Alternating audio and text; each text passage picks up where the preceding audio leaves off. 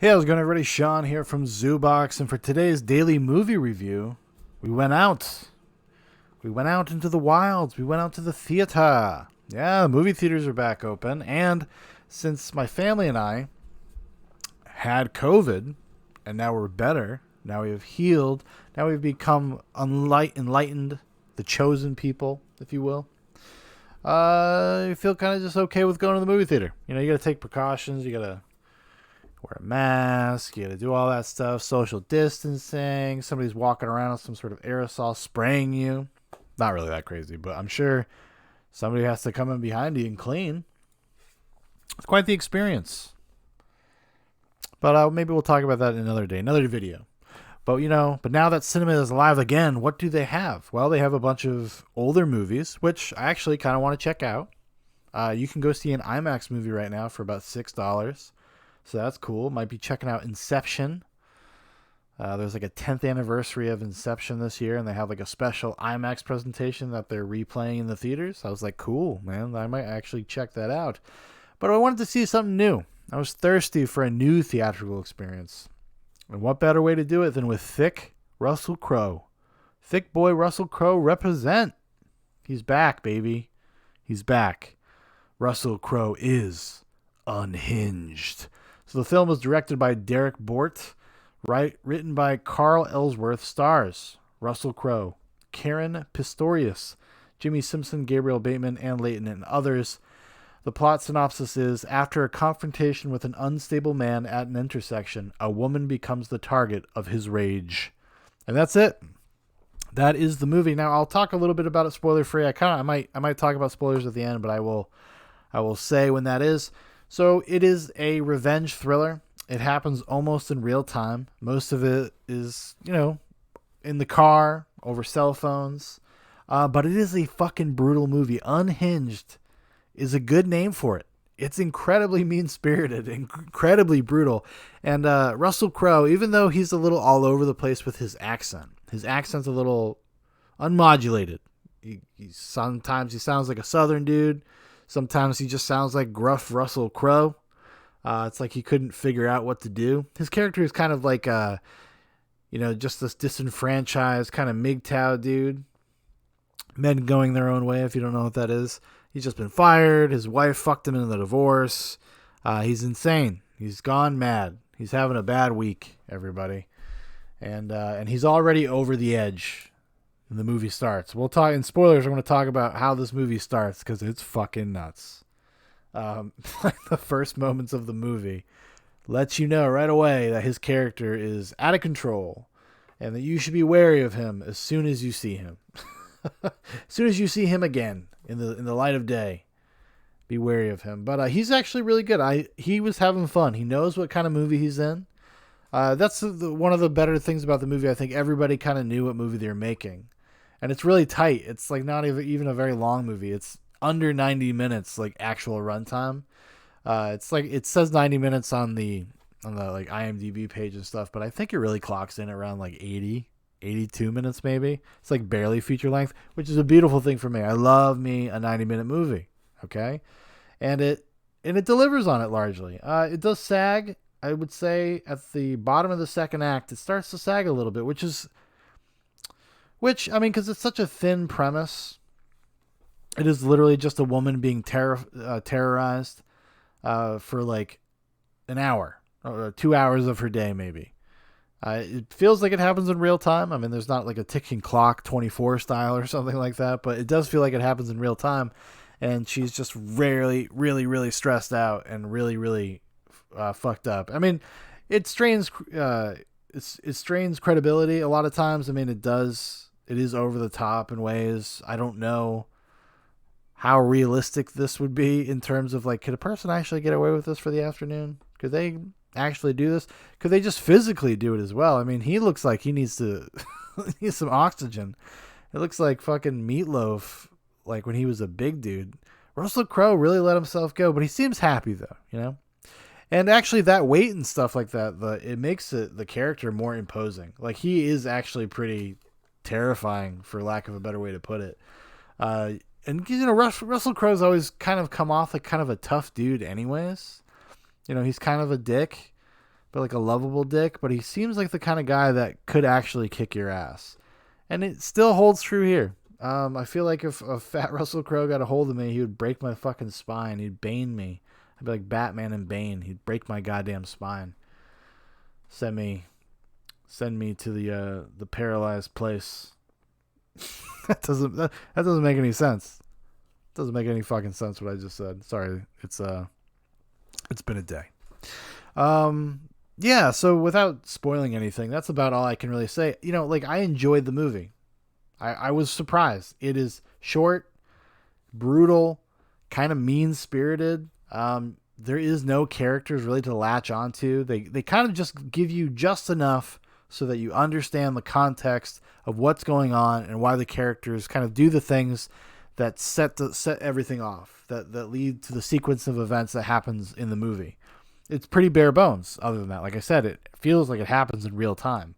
So there's not a lot of time for investment. It does little things, which may or may not be enough, depending on how you feel. It's not going to be a movie for everybody. If anything, it reminded me of something like, and I've said this a bunch lately, but it reminded me of something like from the late 90s. Like Breakdown with Russel Crowe, if you've ever seen that. It's not the same kind of... it's the same kind of movie in the sense that it's kind of a thriller, but it's got that same type of like paranoia and pace. That one I would say is a little bit more like Hollywood than this one is. This actually feels pretty gritty. It's I was pleasantly surprised by it.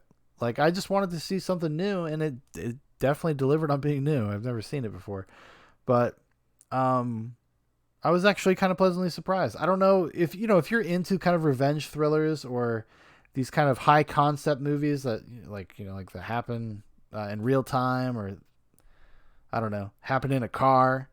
Something like this is like, remember that movie from years ago, Changing Lanes, with Ben Affleck and Samuel L. Jackson?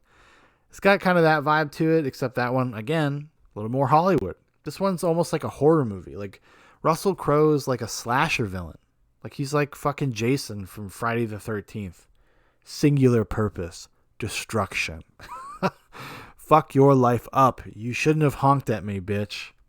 Like, that's it. That's his whole thing. That's his whole deal. And it's funny because it's just definitely like kind of like winking to like, look at like a disaffected Trump voter kind of guy. Working class, stiff, fucked over by his wife, angry about it. But yeah, so I'm going to just give a few minutes of spoiler talk at the end here.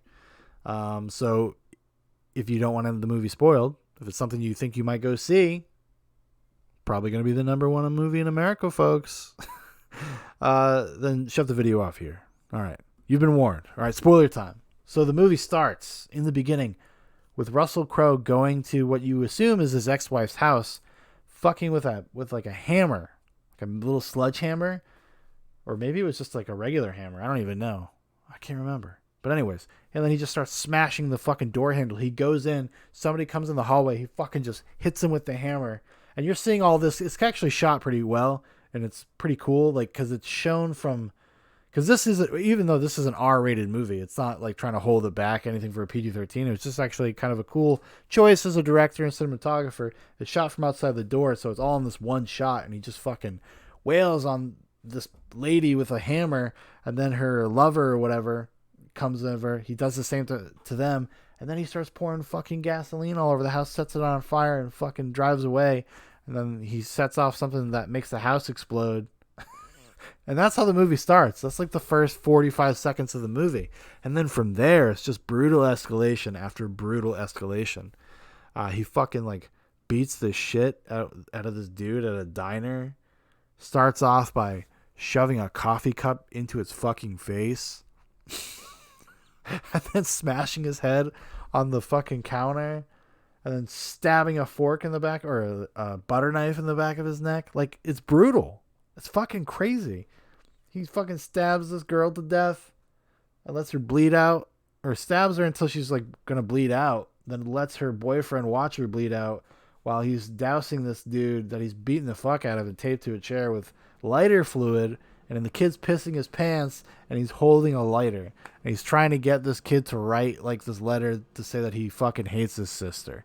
And his sister is the character that beeped at Russel Crowe, because that's the inciting incident. She beeps at this dude because he's not going at a green light. And he tries to, to his credit, to thick Russel Crowe's credit, his character is called the Man in the movie. Doesn't even have a name. So that kind of lends to the whole like slasher movie villain guy. He just wants her to apologize. He apologizes. He's like, hey, maybe I've misread the situation. So do you accept my apology? She's like, yeah. Now it'd be really nice if I could get one of those too. She's like, I don't got to apologize to you. And he's like, I'm going to fucking ruin your day. It's like it's not obviously not as good as this movie I'm going to talk about. Cape Fear. Martin Scorsese's remake of Cape Fear from the early 90s. Robert De Niro's character, Max Cady. That's who he kind of reminded me of, actually. Because it's the same thing. He's like the Terminator. Singular purpose. Fucking nothing gets in his way. He doesn't give a fuck, this dude. She's like, oh, we're going to call the cops. He's like, good. Suicide by cop sounds sweet. Like, he's got a death wish. He's not looking to get through the day. He's fine with that. Because he's had his vengeance or something. And he's not about even trying to kill this woman. He's just trying to destroy her life because he's taking out his frustration with his own wife that he's already beaten to death with a hammer and set on fire. So that wasn't enough for him. That wasn't enough. So he has to ruin this lady's life too. But, if somebody asks for an apology during a road rage incident, I guess apologize. That's the lesson. That's the lesson here, folks. Because there is really no lesson. There's no larger lesson to the movie. It doesn't have really much of a point other than just kind of being salacious and exciting. And I think for the most part, other than kind of a dip in the middle, which, the concept is so thin, it's hard to, like I said, it's just kind of hard to stretch this out even for 82 minutes or however long the actual movie runs for. But I think overall it does a pretty good job. Like, you're going to be pleasantly surprised. And most of that is Russel Crowe, 100%. If you're a Russel Crowe stan, if you like Russel Crowe, this is a movie to definitely watch. Gonna watch that shit, baby. I would recommend it. I would recommend it to any thriller fan, especially if you're, I don't know, of a certain age maybe, or if you're like in the 90s. Like, this is something that my dad would have really liked. It's like a dad movie. This is dad cinema. I gotta tell my buddy Paul, maybe even Dan Prophet, the guys who do Zoobox Goes to the Movies with me. When you get the opportunity to watch Unhinged, this is a dad movie, But it is, I would say it's akin to like a slasher movie. It's akin to a Friday the 13th movie if I had to compare it to one of those. Just because those are kind of so basic and simple, and it's just Jason, fucking killing campers. Systemically. Except this guy's just trying to kill everybody in this woman's life. All of her family.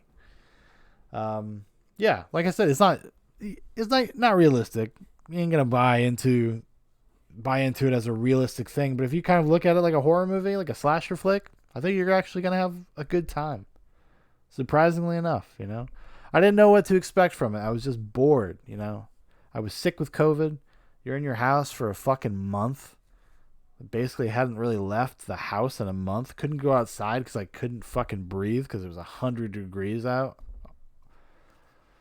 Now, when you got chest stuff going on because you have a fucking chest infection, ain't good. You'll go out and do anything. You might even go see Unhinged yourself. So, yeah. I hope people check this review out and check this movie out. Give it a chance. If you feel safe enough to go to a theater, or if you're an enlightened one, you're one of the chosen people, one of these people that we were so cautious, everybody. We were so cautious. And the great ironies of life is that when you are around people that are not cautious, your caution don't mean shit. My wife's co-workers got us sick. And because they're assholes. Or they just weren't careful. It's not even the fact that they didn't, you don't need to shut your whole life down, but just be considerate, be at least mindful. No, not these people. They're going to fucking Miami during a spike in outbreaks. They're going to fucking New Orleans during a spike in outbreaks. Fucking just out of control. Sorry for that little tangent at the end there. But if you feel safe, those people are out there. I mean, like I said, I've got the plasma. I've got the antibodies. Maybe if you need some, you give me a call. I'll do what I can. I'm a good man. I'm a much better man than the man from this film Unhinged. But yeah, if you like just cheap, trashy, fucking mean-spirited thrillers, you could do it a lot worse than Unhinged. Pleasantly surprised. Danimal from Zoobox Corporate, from Zoobox Prime, he sent me this trailer, and I was like, you know what? That could be an entertaining movie. He's like, you would fucking say that. He's like, you're just like Dad. It's like, hey man, sometimes you gotta meet a movie on its own terms. If you can meet Unhinged on its own terms, I think you're gonna have a good time. Surprise summer hit, coming off of this long fucking stretch of pandemic and everything being closed down. Probably will get closed down again in a couple months because of the fall and blah blah blah blah blah. So maybe just fucking do the gamble now. If you're a younger person and you're healthy-ish at least, you're gonna be fine. You'll probably be fine. Honestly, you'll probably be okay. Get in there, go see these $5 movies, dude. I kind of want to hit up, if I got the time, probably not going to be able to, but in my mind's eye, okay, I would go see Unforgiven on the big screen. I'll probably go see Inception, because I've never got to see that in the theater, and seeing it on IMAX would be fucking rad for $6. Jurassic Park's going to be there. Interstellar's going to be there. I just watched Interstellar the other night. I might go again and see it. There's going to be a video up in the future of me talking about Interstellar. Wild times. But yeah, I got nothing else to say. That's the end of the video. That's it. No more. You know the spiel. Yeah, you don't need to say it. You know it. Just fucking go for it. Go with it. Go. Goodbye. I'm not going to do it. I ain't saying it. I ain't giving you the spiel. You know what it is. You know where the things are. Find them.